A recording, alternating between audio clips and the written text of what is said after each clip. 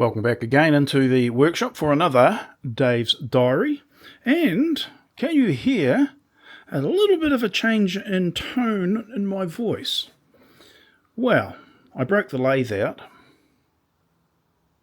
No, I don't have a lathe. But I do have a fairly chunky lathe chuck for doing this very thing. In fact, doing this very thing in combination with the drill press. Now, the idea being is that I have a solid shaft and I put it in the drill press chuck, and then I present up the lathe chuck up to it and then grip it with the what do you call it? The chuck, anyway. And that will align this to the drill press. And that means that anything I put in the lathe chuck is dead center to the drill press chuck. That was the theory. Anyway, didn't even bother doing that.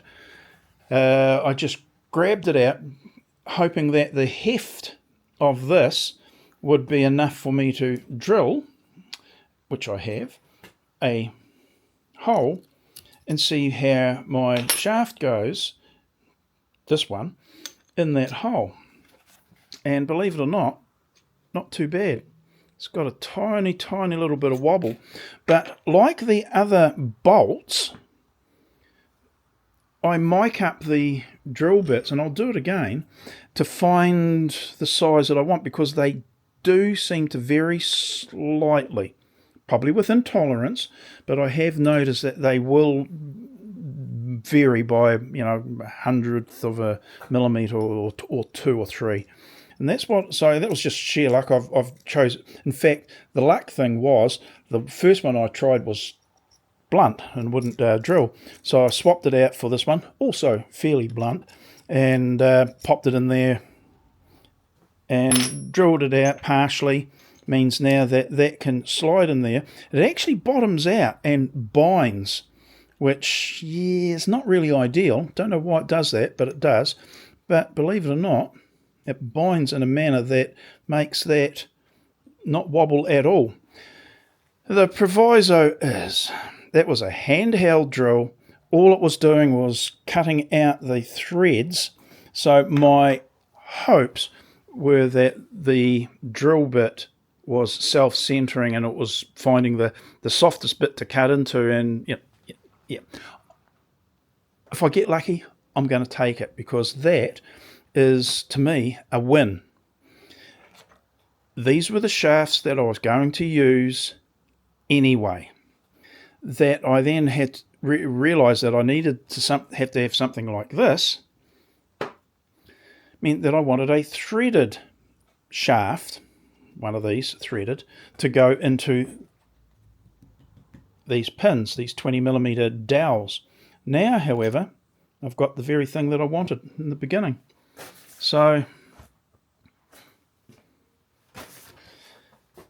quite happy with that, provided that it is square. And I'm just turning it now just to see whether you can quite often pick up that tiny little bit of discrepancy. It's not much if it's there. You can actually see a small, optically, your eyeball, you can just pick up that little discrepancy.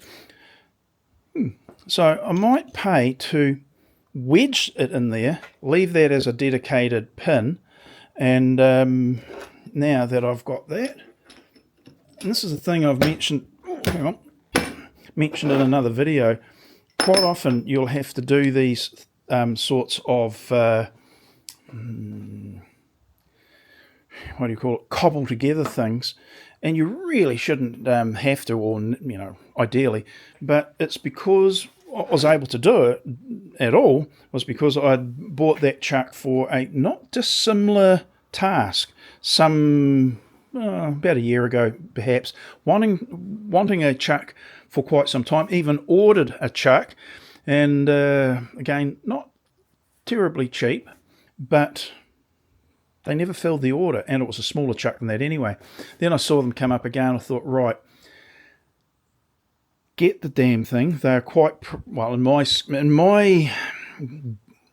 wallet, it is quite expensive. In the lathe chuck, you'd look at it and go, mate, that's not a chuck, that's a lead weight, well, that's a steel weight. It's not that brilliant. I don't know that that's a problem for me, though, when I'm working in the workshop and I don't have a lathe to go onto.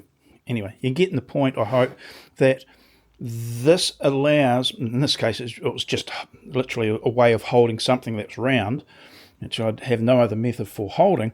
This is my round stock vise. I'm going to be putting it on a base. This actually does bolt quite easily, believe it or not, to the base of the drill press, just with the holes that it came with. Very easy, in fact, to bolt it to it.